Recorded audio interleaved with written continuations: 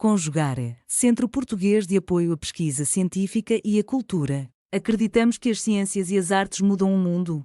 O conhecimento transforma, e isso nos motiva. 16ª Jornada Virtual Internacional em Pesquisa Científica, com o tema Educação, Cultura e Sociedade. Realização dias 21, 22 e 23 de abril de 2026.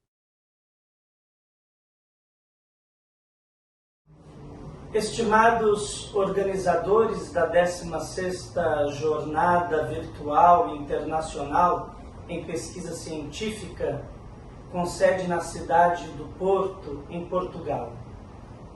Caros ouvintes desta comunicação oral, que tem como título da Rádio Educação Rural de Tefé, as comunidades eclesiais de base. Contribuições dos missionários para a formação de um laicato comprometido com a dignidade humana e a sustentabilidade na Amazônia. Permitam-me uma pequena introdução, de modo a nos situar nesta grande região do Médio Solimões, na altura da cidade de Tefé, que está a 520 quilômetros em linha reta e 631 quilômetros em via fluvial, distante da cidade capital do estado do Amazonas, a cidade de Manaus, aqui no Brasil. Se nós buscarmos na história o contexto do surgimento desta cidade, ela era uma antiga vila surgida às margens de um grande rio da Amazônia entre os anos de 1688 e 1689. Era uma missão fundada por padre Samuel Fritz, jesuíta, que estava a serviço da coroa espanhola e que mais tarde, no ano de 1708, ele fora expulso com outros companheiros jesuítas pelas tropas da coroa portuguesa, passando, portanto, a administração da missão aos padres carmelitas sob a responsabilidade de Frei André da Costa, estabelecendo a missão de Santa Teresa de Jesus no dia 15 de outubro de 1718, permanecendo, portanto, aí até o final do século XIX. Mais precisamente, em 1897, com a chegada dos missionários da Congregação do Espírito Santo, conhecidos também como missionários espiritanos, de fundação francesa, no ano de 1703. Esta missão dos missionários espiritanos é instalada na missão da Boca de Tefé, uma missão, portanto, fundada por eles. No ano seguinte, em 1898, eles fundaram o Asilo Orfanológico de Educandos, Artífices e Lavradores da Boca do Tefé, com 30 alunos, alunos estes oriundos das comunidades ribeirinhas daquela região. E eles estabelecem aí oficinas de olaria, de carpintaria, movelaria, alfaiataria, mecânica, serraria, escolas para meninos e para meninas. Mais tarde, no ano de 1905, eles fundam a Escola Agrícola e Industrial. Em 1910, a Santa Sé resolve criar novas jurisdições eclesiásticas aqui na Amazônia. E, portanto, cria-se em 1910 a Prefeitura Apostólica de Tefé, nomeando como prefeito apostólico o missionário francês Monsenhor Miguel Barra para a condução da Prefeitura Apostólica de Tefé. Dando um salto, já entrando na década de 1950, devido a tantas dificuldades enfrentadas, a administração desta Prefeitura Apostólica, por conta dos efeitos da Segunda Guerra Mundial, ela passará para a administração dos padres holandeses e será nomeado o segundo prefeito apostólico para Tefé, Monsenhor Joaquim de Lange. Ele é holandês. E aqui, com a criação da prefeitura apostólica, passamos à criação da prelazia no Lius de Tefé. Isto na década de 50. E, portanto, Dom Joaquim passa a ser seu primeiro bispo.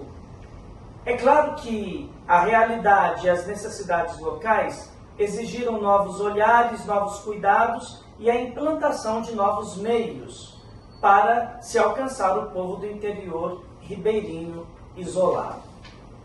E aqui entramos no cerne do nosso trabalho. Em 1955, Dom Joaquim se encontra com o presidente Juscelino Kubitschek na busca e no anseio de se aprovar uma radioeducação rural para a cidade de Tefé. Com qual objetivo? Desenvolver ações em âmbitos da educação, da cultura e da religião. Isto em vista de se alcançar as populações mais afastadas dos centros urbanos, que em algumas épocas do ano, por conta da seca dos rios, as comunidades ficam demasiadamente isoladas. Em 1957, Dom Joaquim se encontra com o presidente Juscelino e essa proposta então é aprovada e assume, portanto, a prelazia de estabelecer a alfabetização de adultos por meio de aulas radiofônicas. A 13 de outubro de 63, a Rádio Educação Rural de Tefé fez a sua primeira transmissão. Neste ano, o Movimento Educação de Base, o MEP, inicia as escolas radiofônicas.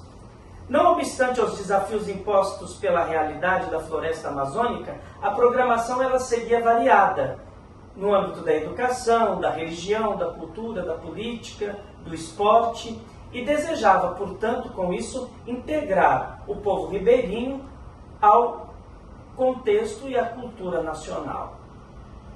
O movimento iniciado pela Rádio Educação Rural alcançou as comunidades do interior. Destaca-se as comunidades eclesiais de base e suas lideranças.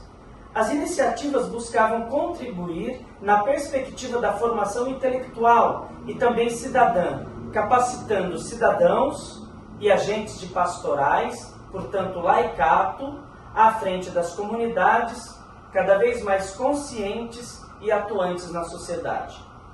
Ao longo dos anos e com a superação das dificuldades, subsídios foram elaborados para que as comunidades alcançassem coletivamente a transformação do contexto social, político, econômico e religioso no qual elas estavam inseridas.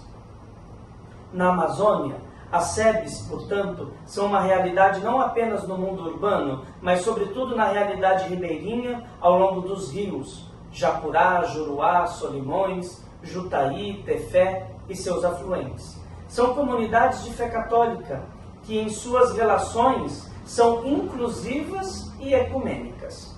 São comunidades pobres que buscam superar tudo que diminui a vida e a dignidade da pessoa humana.